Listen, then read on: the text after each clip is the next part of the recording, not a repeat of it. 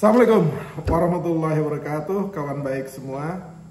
Nur Iswan Channel dengan tagline menjernihkan pikiran dan menebar kebaikan.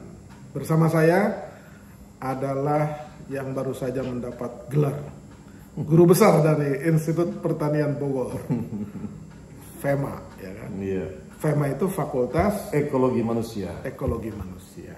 Ini guru besar yang udah saya susun jadwalnya lama, tapi baru sekarang sempet waktunya, karena harus sah dulu jadi guru besar.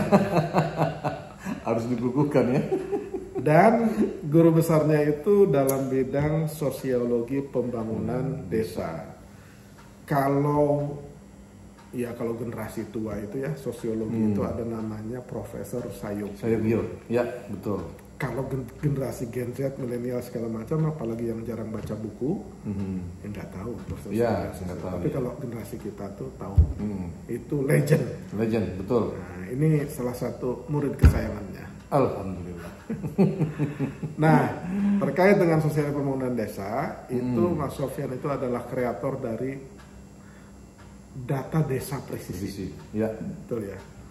Apa itu data desa presisi, Prof? Oke, jadi sebenarnya ini terilhami dari trajektori jejak rekam guru-guru saya yang sudah melakukan tentang sosiologi pedesaan. Ya, dulu Profesor Sayugyo tadi sempat disinggung pernah melakukan survei agroekonomika SAE.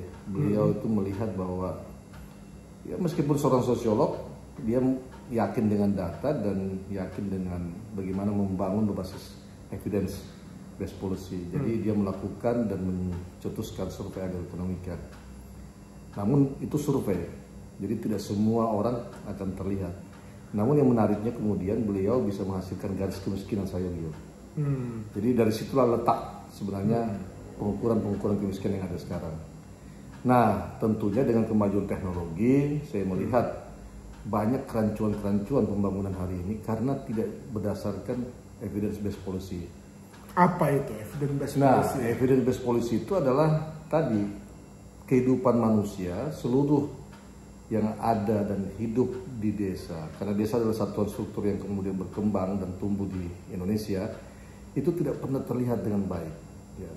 Makanya kemudian tidak terpotret dengan baik. Makanya definisi baik itu apa? Baik kebijakan yang tidak berbasis tentang fakta dan data. Di desa. Kan semua manusia hidup di desa atau kelurahan. Mereka yang kemudian tidak terdata tidak akan masuk dalam kebijakan. Nah, untuk itu kemudian harusnya dengan kemajuan teknologi hari ini, maka data itu sudah bisa semua terpotret. Ya. Baik individu, baik keluarga, apalagi baik komunitas dan baik masyarakat di desa. Nah, dalam konteks itulah kemudian saya berpikir bahwa kemiskinan selalu ada, pengangguran selalu ada, kemudian pembangunan yang tidak tepat sasaran selalu ada, bansos juga yang tidak tepat sasaran. Masa sih nggak bisa dilakukan perbaikan metodologi? Nah, saya dan kawan-kawan ya berpikir bahwa kemajuan teknologi sekarang dengan big data itu seharusnya itu sudah bisa merekam seluruh informasi itu. Untuk itu tidak kemudian tunggal pendekatan yang harus dilakukan dalam melakukan pendataan, harus dikombinasi. Nah, kombinasi saya itu adalah yang pertama, data harus terbukti secara spasial. Karena maksudnya ontologinya itu adalah sumber dari data itu kan ada faktanya. Sumber fakta dan itu adalah bisa kita lihat dari fakta spasial. Nah, tapi tidak cukup itu, supaya dia kemudian bisa terekam dengan baik dan dilakukan dengan baik, ya, maka harus melibatkan masyarakat, partisipasi.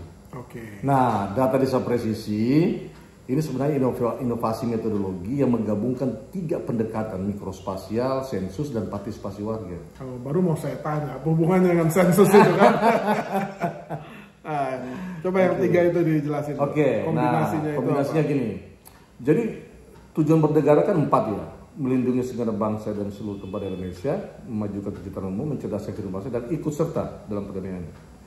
Yang pertama, melindungi. Bagaimana kita mungkin bisa melindungi kalau kita tidak memotret dengan seluruh bagaimana kondisi masyarakat kita. Nah, artinya pendekatan yang bisa kemudian memotret seluruh masyarakat, individu, keluarga, sebagainya, itu hanya bisa dilakukan dengan sensus. sensus melahirkan data, tapi data harus terlihat faktanya. Nah, maka kemudian mikrospasial itu. Jadi dipotretlah dia secara spasial. Nah, teknologi drone sekarang memungkinkan hal tersebut. Cuman masalahnya, kalau orang lain, orang luar melakukan, biasanya informasi yang kemudian dilahirkan dari internal responden itu biasanya tidak valid ya. Orang dalam itu bisa kemudian melihat dan meng-cross check secara langsung. Nah, ruang partisipasi kemudian hadir di dalamnya. Sebentar. Ya. Tadi kan kombinasi dari data mikrospasial, sensus, ya, sama satu lagi partisipasi warga. Jadi partisipasi itu tools untuk mengumpulkan datanya? Iya, mengumpulkan datanya. Harus warga yang, karena relatif kan sudah ada sensus. Sensus itu kan metodenya, yang melakukan itu tidak boleh orang luar. Harus orang dalam. Karena sensus itu BPS itu dari orang luar. Ya? Orang luar. Orang yang bukan tinggal di situ. Bisa saja kemudian image dan persepsi warga, wah saya kemudian mau didata oleh orang luar. Saya berikan aja informasi yang bohong-bohong. Sebentar, bukannya BPS ketika mau melakukan sensus itu salah satunya menghubungi kepala desa dan kemudian yang melakukan sensus itu adalah orang dari desa tersebut? Tidak juga. Nggak juga ya? Nggak juga. Biasanya dari luar. Sudah dikirimkan. Ya, sudah dikirimkan dari luar, kemudian masuk ke dalam menyampaikan. Ya. Kalau data yang dikumpulkan oleh sensus, kan kita tahu lah dari usia, pendidikan, macam-macam lah. Itu kan biasanya lembarannya banyak itu kan. Betul. Terakhir sensus kita itu kapan? Terakhir itu waktu COVID kemarin. COVID, itu biasanya per berapa tahun BPS? BPS 10 tahun kan sensus. 10 tahun? 10 tahun ya. Lu gimana bikin kebijakan bener kalau sensusnya per 10 tahun ya kan? Tapi dia punya punya updating data. Ya, survei antar waktu ada. Ya, cuma surveinya. Cuma masalahnya gini juga, Kadeswan. Jadi yang terjadi hari ini sensusnya itu tidak menyeluruh, tapi blok dia. Maksudnya? Jadi gini, blok sensus itu misalnya kita ada 6 RW. Ya, 6 RW itu kan misalnya penduduknya 10.000 lah. Misalnya 10.000. Nah, tidak 10.000 yang disensus. Tapi kemudian dia buat blok. Dia blok, misalnya RW itu 10, kemudian di blok lah, diambil lah irisannya. RW 1, RW 2, RW 3, RW 4, RW 1. Di blok, nah yang masuk dalam blok itu yang disensus.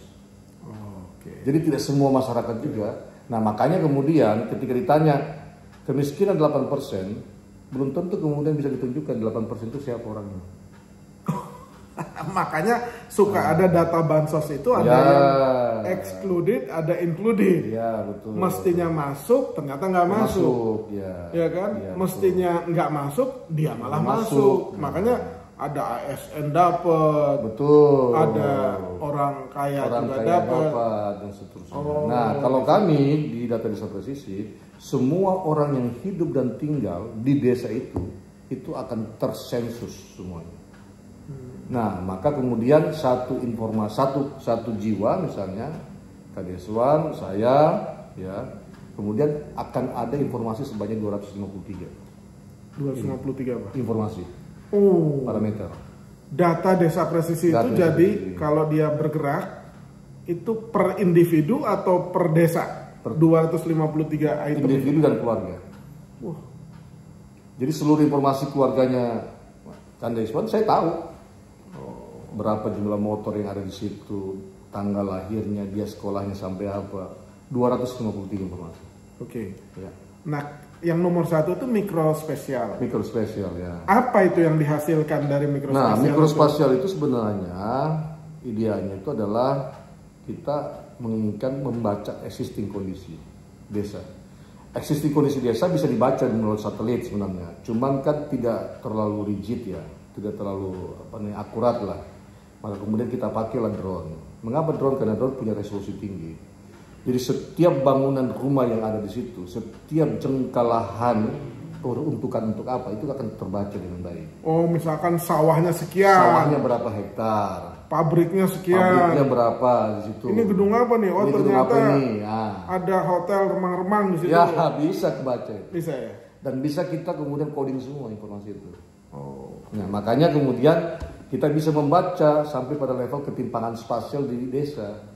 Ketimpangan sosial itu apa? Ketimpangan sosial itu sebenarnya adalah akses, ya, yang menyebabkan orang tidak bisa kemudian mengakses fasilitas umum karena dia jauh dari. Oh, ini terkait dengan mobilitas barang dan jasa. Oh ya, bisa, itu salah satunya bisa. Ya. Nah, dipakailah drone. Mengapa drone? Karena dia memiliki resolusi tinggi. Dulu, ya, kita tidak bisa membaca potensi desa karena kita hanya memperoleh informasi dari satelit yang updatingnya juga tidak terlalu cepat. Kalau dengan teknologi drone, updatingnya kapanpun bisa kita lakukan. Nah, baru ngerti saya ini data desa presisi.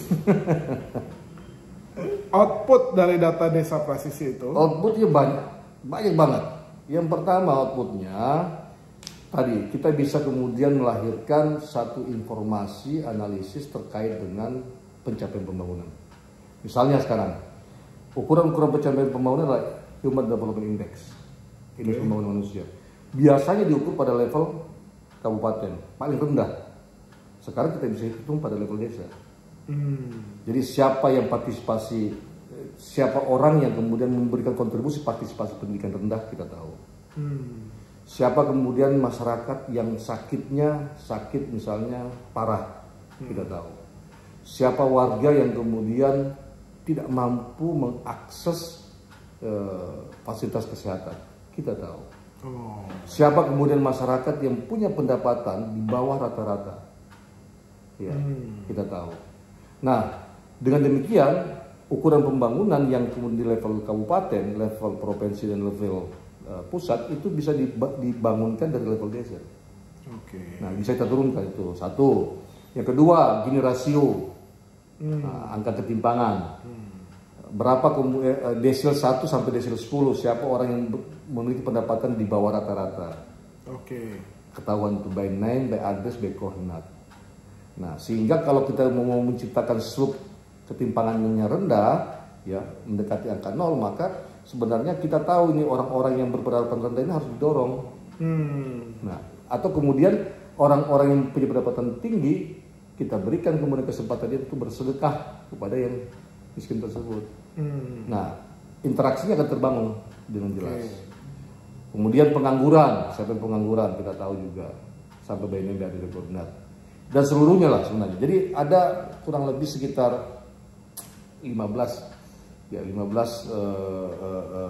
item apa namanya yang bisa digunakan sebagai alat ukur untuk pencapaian pembangunan bisa kita ketahui di level desa. Dan kontribusi orang yang kemudian bisa memberikan positif atau negatifnya indikator tersebut. Itu salah satu.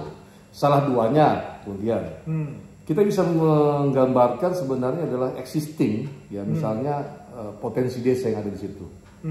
Berapa uang yang berputar untuk konsumsi, makanan apa yang kemudian sering dikonsumsi oleh warga, kita tahu. Kemudian apa yang dihasilkan dan bisa diproduksi oleh desa, berapa kemudian di situ luas lahan pertanian sawahnya, kebun campurannya, kemudian jenis tanaman di kebun campuran tersebut, kita tahu. Sehingga valuasi ke nilai ekonominya itu bisa kita lakukan. Nah, banyak sekali sih manfaatnya. Banyak. Termasuk ya kemarin kita memberikan masukan kepada Pak Menteri Koperasi, sebenarnya untuk menjalankan roda Koperasi Merah Putih ini, ya, yang harus kemudian dilakukan membaca potensi ekonomi dulu terlebih dahulu di desa, sehingga uang berputar.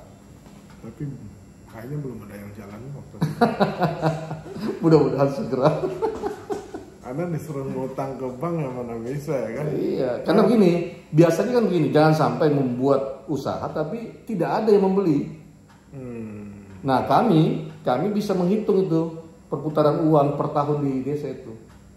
Oh, keluar itu data itu angkanya. Misalnya, kalau saya sekarang saya rata-ratakan uang berputar di desa per tahun itu bisa 40 sampai 60 miliar itu. Iya, itu desa-desa di luar Jawa loh itu. Banyak juga. Banyak itu. Mulai dari konsumsi, kemudian pembelian pulsa, kebutuhan LPG. Oh, banyak banget lah. Banyak banget bisa dilakukan. Sebelum ke Koperasi Merah Putih, ya. Karena itu yang paling seksi. Nah, itu yang tadi hasil itu kan ujungnya bermanfaat untuk treatment policy apa dari pemerintah yang tepat untuk intervensi dari saya itu dong ya? Iya betul. Lebih misalnya bansos ya. Iya. Bansos. Siapa yang tepat harus mendapatkan bansos itu? Kita tahu. Kita tahu. Kemudian kebijakan apa yang harus dilakukan di desa itu? Atau di kecamatan. Kalau kecamatan satuan desa kan bisa kan? Kabupaten lagi kan satuan bisa kita lakukan. Dan dengan demikian subjek dan objeknya itu bisa tergambarkan dengan baik. Nah, spasial ini juga menggambarkan objek, objek existing yang ada di situ, tempat dan lokasi yang ada di situ. Ya. Berarti data spesies ini melengkapi sensus atau menjadi ancaman untuk sensus? Wah, geri-geri sedap ini. Ya, saya pribadi ilmu itu tumbuh dan berkembang. Jadi kehadiran DDP ini adalah bukan sebagai antitesa, tapi kehadiran DDP ini adalah sebagai penyempurna collecting data yang dilakukan hari ini dengan kemajuan teknologi. Ya. Tapi tidak ada artinya teknologi kalau tidak ada ruang partisipasi warga di dalamnya. Jadi dia harus dikombinasikan. Kan penyempurna dengan pelengkap itu artinya sensus itu tidak sempurna dan tidak lengkap. Ya, tidak lengkap. Benar ya? Betul. Ya. Nanti judulnya thumbnail ini sensus tidak sempurna, harus dilengkapi data desa presisi. Kepala BPS-nya marah nggak sama Prof ya kan? Aduh, iya. Ya, kita tanya nanti. Lah ya, dari penjelasan tadi, ini data desa presisi potensial untuk menjadi pesaing dari data sensus loh. Oh, jangan disaingin lah. Nggak bisa ya? Intinya begini, seharusnya metode yang ada sekarang itu diperbaiki. Diperbaiki. Nah, kami menawarkan inovasi metodologi Big Data from Bottom Up itu melalui DDP. Jadi sensus tidak bisa kemudian sempurna kalau dia tidak bisa dibuktikan. Angka-angka itu kan fakta. Misalnya ini, kan misalnya punya kepala desa lah misalnya. Penduduk saya misalnya 1.500 orang, perempuan 600 orang. Bisa nggak kan ya Iswan kemudian menunjukkan kepada saya siapa yang 750 orang tersebut? Kan orang tidak bisa menunjukkan itu. Nah, saya dengan DDP itu bisa menunjukkan itu. Siapa perempuan yang kemudian saya sampaikan tadi 750 orang tersebut.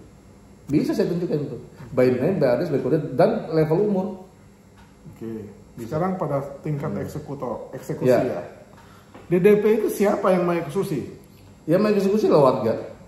Kami hanya menyiapkan instrumen collecting datanya dan updating datanya. Kan kalau sensus BPS. Oh gitu, ya terus? Kalau DDP ini siapa? Yang mengeksekusi adalah pemerintah desa.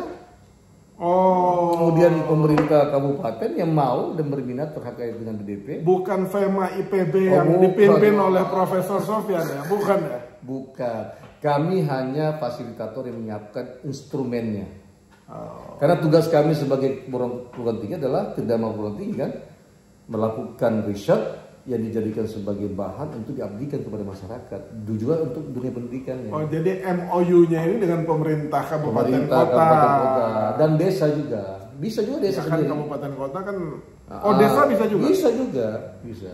Desa nggak punya uang bayarnya. Ya biasanya desa dengan segala kecanggihan partisipasinya bisa kok.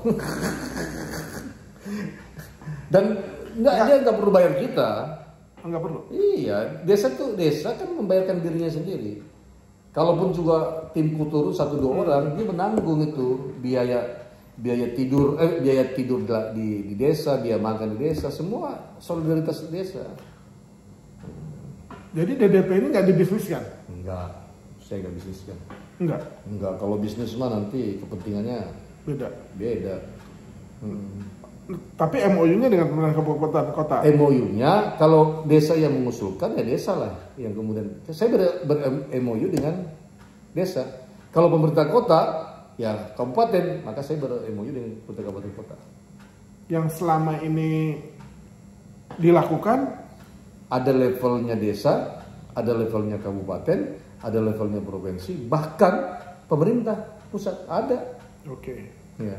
Kalau ngomong budgeting, penting nih supaya yang dengerin yang tahu. Kalau di satu desa Oke. Untuk prosesi berapa harganya? Data desa presisi berapa harganya? Tergantung dari jumlah penduduk dan luas wilayah. Oke. Karena itu berpengaruh dari terendah berapa, tertinggi berapa? Terendah ada yang 30-40 juta. Oke. Tertinggi ada yang 120 juta. 30 juta itu untuk berapa kakak atau berapa? Itu biasanya 400-500 kakak. Oke. Kalau yang sudah sampai 80 sampai 120 ya sudah ribuan tuh. Ada yang 1.500 kakak, 2.000 kakak dan seterusnya. Berapa tim fasilitator yang dikerahkan untuk satu desa? Satu desa cuma timnya Pak Sofyan ya? Tim saya 1 supervisor sosial, 2 supervisor spasial, 3 orang. 3 orang. Sebenarnya 3 orang itu kalau efektifnya bisa dilakukan di 5 desa, 4 desa, itu bisa karena bisa mengcover dengan sistem yang kita bangun kan. Oke. Buat desa kan 30-40 juta tuh besar sekali. Berarti ada yang mampu bayar segitu? Desa? Ada. Kecil lah itu dengan dana desa 1,5 M per tahun. Oh iya. Nanti setelah Koperasi Merah Putih ada tema dana desa. Dana desa itu karena takutnya saya moral hazard terjadi ya. Data desa. Oke. Tadi kan terendah 30-40 juta. Ya 30-40 juta ada. Di bawah 30 nggak ada? Ya sampai sejauh ini belum. Belum ya? Belum ya. Oke. Ini agak detail ya. Tapi supaya pemirsa itu tahu. Desa deal dengan timnya Pak Sofyan. Ya, oke. Pak Sofyan ketika deal itu kan pakai institusi IPB atau pakai lembaga? IPB. Oh. IPB. Ada lembaganya? Fakultas Ekologi Manusia, Laboratorium Data Desa Presisi. Wow. Berarti transfernya langsung ke situ? Langsung ke situ. Enggak ke Pak Sofyan? Ke institusi? Enggak ke guru besar? Maksudnya guru besar? Ya ke rekening Pak Sofyan. Oh enggak lah. Ke rekening institusi. Oh iya. Ke rekening institusi. Akan biar transparan, ya kan? Iya. Jadi pemirsa itu dealnya memang ini. Karena kadang-kadang trust itu harus dibangun dengan cara seperti itu. Jadi jangan tersinggung kalau saya nanya lebih dalam kan. Supaya jangan ada salah paham kan. Betul. Wah, ini Prof itu 30 juta dikali 80.000 desa. Waduh, masuk ke rekening saya semua. Orang berat ini. Oke. Iya. Tadi pelengkap ya. Nah, hubungannya dengan Koperasi Desa Merah Putih ya. Dalam kaitan dengan data desa presisi ini kira-kira bayangan Prof itu kayak gimana? Kan begini. Kan lagi betul. Koperasi Desa Merah Putih. Ada di lapangan nggak tahu ada yang jalan apa enggak kan gitu. Iya. Maksudnya gini. Kenapa sih nggak copy paste saja dengan koperasi unit desa zamannya Pak Harto, termasuk apa yang diperjualbelikan di situ, ya kan? Kan dulu berhasil tuh KUD itu kan? Kenapa nggak begitu? Ini saya belum tahu konsep dasar Koperasi Merah Putih, tapi di mana peran data desa presisi terhadap program pemerintah Kopdes Merah Putih yang katanya sudah diresmikan 80.000 desa di Klaten kemarin. Okay. Apa tuh peran data desa presisi? Ya sebenarnya perannya itu adalah memberikan kejelasan tentang apa sih unit bisnis yang harus dilakukan oleh koperasi itu. Nah sekali lagi saya sampaikan, data akan berbicara banyak tentang apa potensi bisnis ekonomi yang harus dilakukan di desa tersebut. Jadi contohnya dari desa A dan desa B. Desa B ini kalau mau jualan kan tidak bisa dipungkiri bahwa koperasi itu kan unit bisnis, ya kan? Unit bisnis yang kalau bahasa keren sekarang social entrepreneur, ada nilai sosialnya, tetapi ada nilai keuntungan yang diperoleh. Nah, dalam konteks itu maka kita potretkan dia. Ini loh, datanya ini loh. Kalau kamu jualan ini, maka ini sebenarnya keuntungannya bisa sekian. Ya. Kalau kamu kemudian jualan ini, kamu nggak untung. Kenapa? Karena nggak sesuai dengan konteks desa itu. Maka seharusnya kemudian bisnis itu harus berbasis data. Nah, DDP memberikan informasi tentang itu. Misalnya konsumsi apa saja sih yang kemudian top 10 yang dikonsumsi oleh masyarakat tersebut yang memiliki nilai komoditas tertinggi bisa teridentifikasi. Berapa kebutuhan misalnya LPG gas 3 kg untuk masyarakat misalnya di situ bisa teridentifikasi. Berapa kemudian distribusi kebutuhan distribusi pangan yang ada di situ bisa terinformasikan dengan baik. Nah, DDP bisa menyiapkan itu sehingga pemerintah ketika menggerakkan koperasinya itu tidak kemudian tanggung-tanggung dan bisnis proses dan perencanaan bisnis yang dilakukan oleh desa itu akan tepat.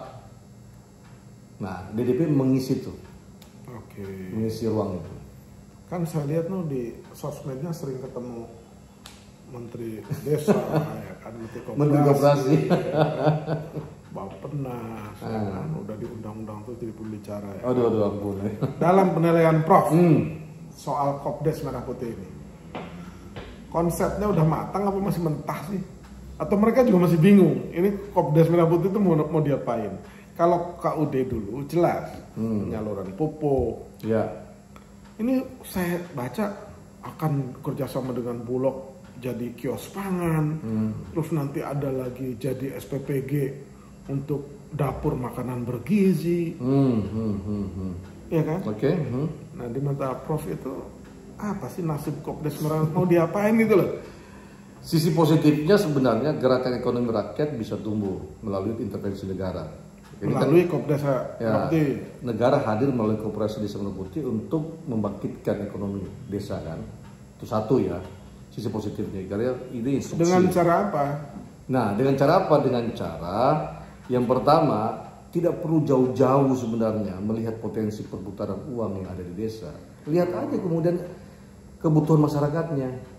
Masyarakat butuh konsumsi A, B, C disediakan oleh koperasi. Misalkan 9 bahan pokok. 9 bahan pokok, minyak, kemudian telur, apalagi beras, ya, dan sebagainya itu bisa terpotret kebutuhannya. Kan ada pelaku ekonomi di situ yang punya warung-warung itu. Ketika Kopdes nanti jualan barang yang sama, lah kan pelakunya mati semua itu. Enggak juga, dia kan bisa sebagai agen. Iya kan, agen penyalur bisa kan? Berarti Kopdesnya menjadi distributor. Distributor bisa juga. Nah, bisa langsung, bisa juga kemudian melalui distributor. Jadi pemenuhan kebutuhan dasar ini menjadi menarik sebenarnya perputaran uangnya. Karena potret kami itu hal-hal mendasar ini saja, ini bisa kemudian punya perputaran uang yang cukup baik. Nah, sekaligus juga misalnya kalau Kopdes ingin jasa BPJS misalnya. Ya masuk kemudian bagaimana menghubungkan antara BPJS, kebutuhan BPJS dengan yang didistribusi oleh pemerintah. Itu bisa juga. Karena dia mengetahui datanya. Nah, bisa juga kemudian yang saya lihat mencermati itu adalah misalnya diminta menjual obat. Ya, kan tidak semua masyarakat itu butuh obat yang yang di luar pengetahuan mereka tentang kesehatan atau penyakit di situ.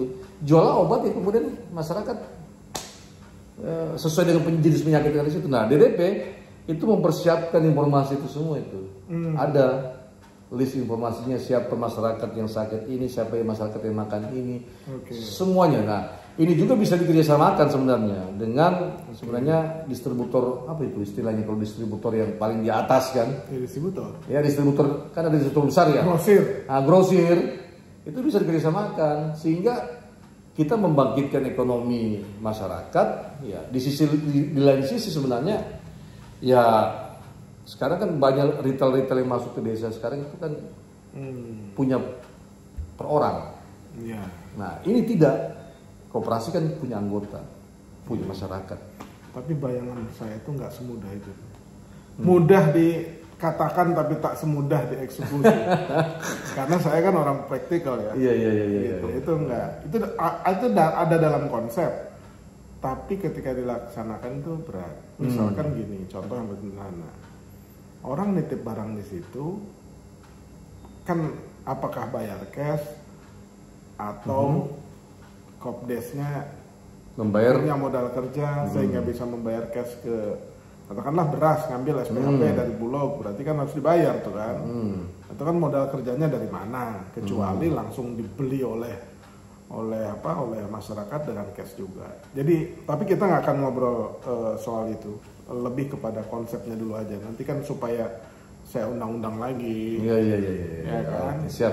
Nah, 2 pertanyaan terakhir itu. Kan desa itu dapat uang banyak tuh. Dana desa itu. Ya. Sekarang berapa itu? 2 miliar? Karena teratas sekarang 1,5 lah ya dengan APBD. Relevansinya dengan data presisi untuk mencegah korupsi, moral hazard, itu gimana? Ada nggak hubungannya data desa? Ada, jelas ada. Dengan namanya data desa presisi ya. Dengan pencegahan tindakan koruptif di tingkat desa. Jadi kan uang itu harus diperuntukkan ya, diperuntukkan bagi pembangunan.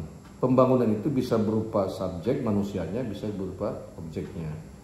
Nah sejauh ini perencanaan pembangunan itu harus melalui musrenbang des, musyawarah rembuk pembangunan desa. Nah persoalan yang kemudian biasanya yang didiskusikan dalam perencanaan ini bukan daftar kebutuhan berbasis evidence, daftar keinginan, suka-suka lurahnya, atau suka-suka yang musrenbang lah. Iya, nah diskusinya bukan diskusi kebutuhan dan fakta, tetapi diskusinya adalah berdasarkan basis keinginan. Nah ini kita cegah dia melalui apa? Melalui data. Data adalah fakta. Nah dalam supaya konteks peruntukannya tepat sasaran dan bisa kemudian dialokasikan baik years ya, baik tahun pertama, tahun kedua, tahun ketiga sampai tahun berakhirnya kepada desa tersebut. Nah ini bisa dilakukan. Mengapa saya katakan bisa dilakukan? Karena algoritma itu memungkinkan artificial intelligence itu. Data dimasukkan, lalu kemudian ada skala prioritas pembangunan itu. Sekian orang yang akan tampil, yang akan menjadi target sasaran, ini objek yang harus dibangun dan sebagainya. Bisa ya, sangat memungkinkan. Jadi jangan sampai kemudian desa itu lepas kendali terhadap teknologi. Maka instrumen teknologi itu bukan menjauhkan orang desa dari kemajuan teknologi, tapi mendekatkan solidaritas di antara mereka agar kebutuhan sesuai dengan pembiayaan pembangunan itu sendiri. Sejak kapan sih DDP ini diluncurkan? 2000 sebenarnya diluncurkan mulai kita diterima oleh publik 5 tahun terakhir lah. Oke. Dalam kurun waktu 5 tahun terakhir sudah berapa desa yang disurvei atau menginisiasi 1.200 lebih lah. Jauh. Jumlah desa di Indonesia berapa? 80.000 itu? 84.000 desa kelurahan. Jauh. Cuma berapa persen? Tapi kalau negara dengan kebijakannya terlibat, wah ini langsung aja. Nggak perlu. Oh gitu. Kata pemerintah, anggapan udah ada BPS. Ya kan? Iya kan, BPS harus terbuka dengan pendekatan baru. Oke. Iya. Jadi berapa? 1.230-an lah. Ada di berapa kabupaten kota? Ada di 38. Oh, masih sedikit. 38. Mudah-mudahan dengan ditayangkan di Nur Iswan Channel bisa tiba-tiba meroket. Amin ya rabbal alamin. Karena mungkin kalau menurut saya sih ya, tidak semua orang memahami, ternyata setelah mendapatkan uraian dari guru besar kita ini, saya baru ngerti kan. Dulu 2014 atau waktu kita ketemu tuh saya belum receiver saya. Kan? Jangan-jangan mau bikin partai bagaimana dengan data desa presisi? Jangan-jangan ternyata enggak ya? Enggak. Tidak untuk agenda politik. Karena benderanya ini IPB dengan nama Laboratorium Data Desa Presisi. Ya kan? Nah, ini berikutnya babak terakhir. Ya. Respon pemerintah terutama, termasuk BPS. Ya. Terutama BPS lah. Ya. Dengan ini tuh kolaborasi atau belum ada kerjasama, atau mereka wah ini kayaknya ancaman buat BPS, nggak usah kolaborasi gitu kan? Udah ada kerjasama belum dengan BPS? Ya Tadi barusan saya dilantik sebagai Forum Masyarakat Statistik. Oh, hubungannya dengan BPS? Ya, kan itu bagian dari undang-undang statistik kan ya. Oh, ya, jadi ada forum, ada wadah yang kemudian multi stakeholder, pengguna dan pemproduksi data itu kemudian disatukan dalam satu wadah. Jadi forum. Ya, okay. Nah, artinya di situ ada peran pemerintah. Pemerintah itu siapa? Ada Bappenas, ada BPS. Oh. Nah, kalau saya dipanggil terlibat di situ dan masuk di dalam anggota, berarti kan secara rekognisi diakui lah DDP itu kan. Tapi belum diimplementasikan. Nah, itulah perjuangan saya nanti. Saya harus meyakinkan kepada masyarakat statistik. Saya kan orang sosiologi pedesaan. Jadi saya harus meyakinkan bahwa dengan metode dan pendekatan ini harus kemudian terimplementasikan. Nah, artinya kalau di sisi pemerintah yang saya maksud tadi itu ya sekarang ada komunikasi yang dibangun. Nah, kalau baru ada atau udah ada komunikasi lama? Ya, kalau komunikasi interpersonal ya sudah lama. Tapi kalau komunikasi secara institusi baru ini. Baru ini? Baru. Setelah berjuang 5 tahun? Iya. Setelah berjuang 5 tahun, BPS nggak nyolek-nyolek IPB? Enggak. Wah. Baru sekarang ya saya merasa berterima kasih karena hendak direkognisi. Tapi kalau pemerintah lain, ya kementerian lain seperti Kemendagri, kemudian Kemenkop, kemudian Kemensos, terus apa lagi kemarin Kemenpora bahkan. Mereka sangat merekognisi. Cuman memang problematikanya adalah harusnya ini merupakan bagian yang dijadikan sebagai keputusan peraturan perundangan. Kan bentar lagi mau ada revisi undang-undang SSC. Ya, mudah-mudahan lah. Ya kan? Mudah-mudahan. Oke. Terakhir ya. Ya. Terakhir itu kalau misalkan di satu kabupaten ada nggak berdasarkan tadi data itu satu kabupaten mereka setuju sudah Prof semua desa tolong di DDP kan? Di DDP kan? Ada satu kabupaten? Ada. Berapa kabupaten yang sudah sekarang? Sekarang itu ada 3. 3 ya? 3. Mana aja itu? Kolaka Utara, kemudian ada Kutai Kartanegara, ada Penajem Pasir Utara. Jadi konsep ini baru laku di luar Jawa ya? Di luar Jawa. Tapi kemarin saya ke Sragen. Sragen mau melakukan satu kabupaten. Cuman memang kan dia mempertimbangkan pembiayaan kan. Pembiayaan. Nah, tapi saya katakan kalau mau prototipe dulu, uji coba silakan aja. Pilot project silakan. Sragen berapa desa? Untuk tahun ini kita mau melakukan 1 atau 2 ya. Dari total? Ratusan ya. Ratusan desa. Ya. Oke. Berikutnya Bogor. Kabupaten Bogor. Kabupaten Bogor insya Allah tahun... Iya mestinya Bogor itu nomor 1 ya kan. Ini sampai sekarang belum ada satupun desa di Bogor. Oh sudah. Sudah. Tapi itu bagusnya di Bogor itu inisiasi dari desa-desanya. Ada sekarang yang sudah melakukan tuh di Citaringgul, di Setu, kemudian di Babakan Sadeng. Itu semua inisiasi tuh. Inisiasi dari kesadaran data dari pemerintah desanya. Mestinya gini. Iya. Ya, karena IPB itu ada di Bogor, maka ya kan proof of evidence-nya itu seluruh desa di Kabupaten Bogor itu di DDP kan. Nah, kalau misalkan biayanya, ini saran ya usul nih. Kalau masalahnya adalah biaya, desa nggak perlu bayar, biar Pak Gusur Besar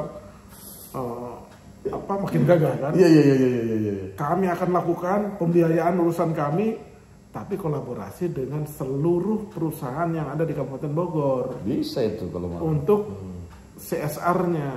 Bisa. Tinggal bisikin ke bupatinya, Pak Bupati, ya kan? Nggak perlu pakai APBD. Contohnya ada itu di PPU ya. Nggak perlu pakai APBD. Ya, betul. Tapi kumpulkan semua perusahaan yang ada di Bogor. Kalian nggak perlu ngasih ke bupati untuk ini jadikan desa-desa di Kabupaten Bogor menjadi desa binaan kalian. Betul. Dan awalnya ini adalah biayailah itu.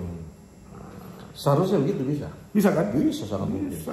Kalau nggak mau CSR-nya di bagian situ, ya izin-izin segala macam bisa dipertimbangkan. Betul itu, betul. Ini kan out of the box nih. Ya, out of the box. Betul ya? Betul sekali. Gitu. Ini apa namanya, gagasan yang harus didengarkan oleh para kepala daerah. Iya.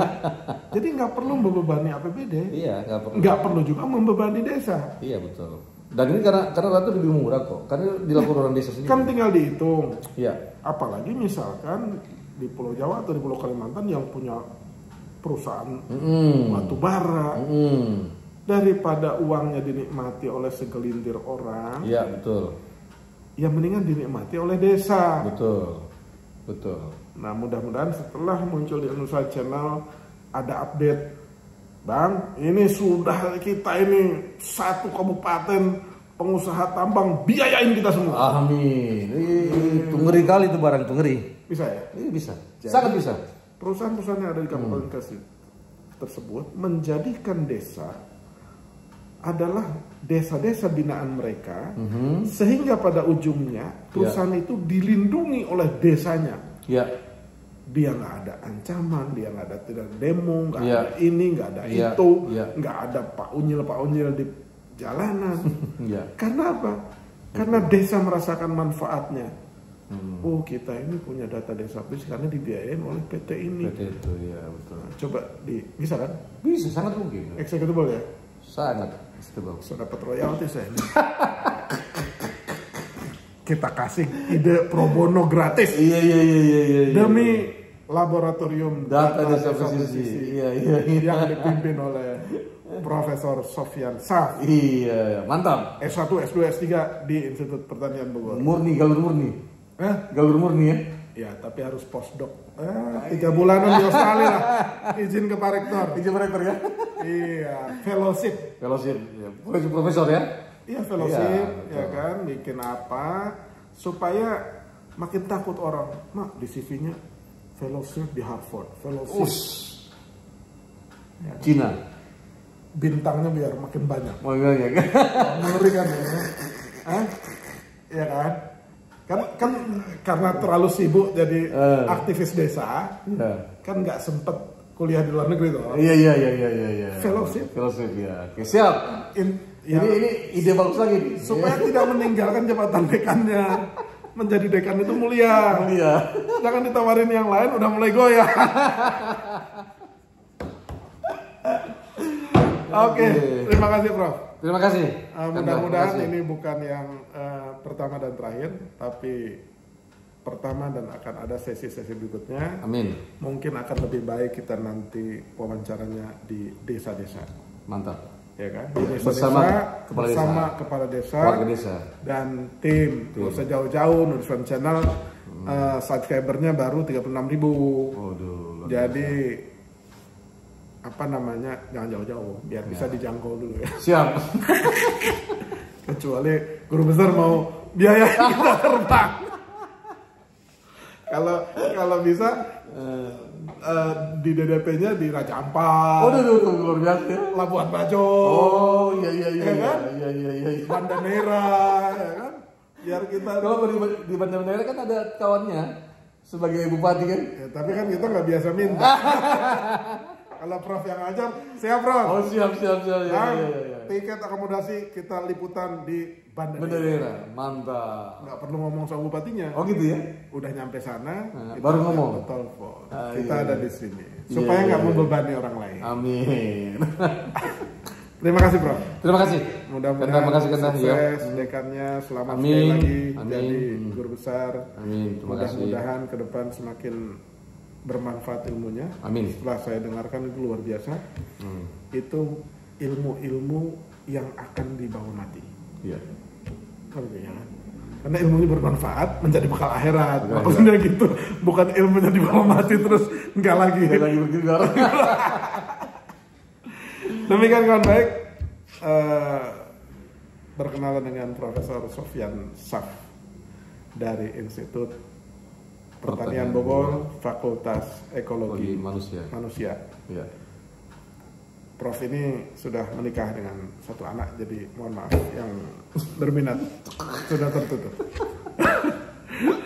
Terima kasih. Terima kasih Kanda Aban, terima kasih atas waktunya. Ya. Assalamualaikum warahmatullahi wabarakatuh. Waalaikumsalam warahmatullahi wabarakatuh.